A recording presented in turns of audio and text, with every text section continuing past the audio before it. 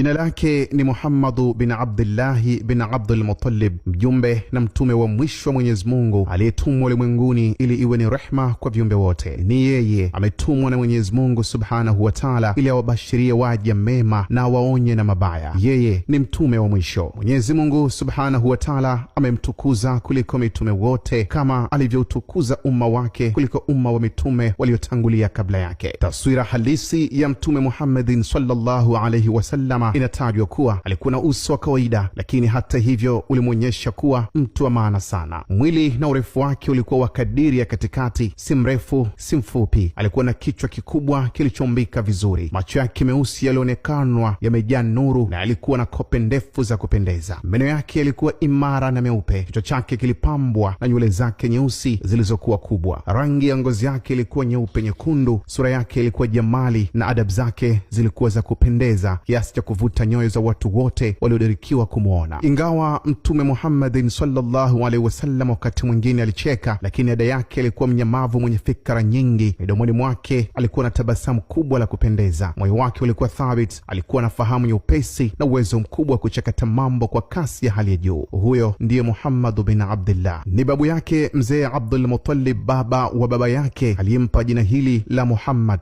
yani mwenye kusifiwa. Tukirudi nyuma ya wakati zaidi ya simulizi hii, baba mzazi wa Mtume Muhammadin sallallahu alaihi wasallam, Abdullahi mwana wa Abdul Muttalib, alipokuwa na umri wa miaka 25, katika baadhi ya riwaya nyingine katika umri wa miaka 17, alimwoa Bi Amina binti Wahabi. Masikini Abdullahi hakukadiriwa kuishi muda mrefu. Inatajwa alikaa muda mfupi sana katika ndoa yake, kisha akafanya safari ya kibiashara katika mji wa Sham. Baada ya kuondoka Abdullahi mwana wa Abdul Muttalib, huku nyuma mkewe alianza kuhisi hali ya ujauzito. Yumkini hamu yake Bi Amina na shauku kubwa ilikuwa ni kumwelezea mumewe akirudi salama kutoka Sham hali aliyonayo, lakini kwa kadari ya Allah, Abdullahi akiwa njiani kurejea katika mji mtakatifu wa Makka akapatwa na maradhi, na ndipo alipotembelewa na malakul maut. Inatajwa ni miezi 7 tu baada ya ndoa yao. Hii ni kabla ya uzao wa mtoto wake wa kipekee Muhammad bin Abdullahi, na hapo ndipo mtume wetu akapata uyatima angali tumboni mwa mama yake. Wakati mama Amina binti Wahabi akisubiri kumpa taarifa mume wake juu ya ujauzito wake, analetewa taarifa za kuhuzunisha kuwa mumewe ameshatawafu dunia na ameshazikwa pia. Piga picha mwenyewe ni michomo gani michungu ilichoma kwa mama huyu baada ya taarifa hiyo. Mtume Muhammadin sallallahu alaihi wasallam alizaliwa akiwa yatima katika mji wa mbali wa maili 40 kutoka kwenye ukingo wa bahari nyekundu, bahari ya Sham. Mtume alizaliwa mjini, lakini sehemu kubwa ya umri wake wa miaka 4 ya mwanzo udogo wake alileleka kijijini kiasi cha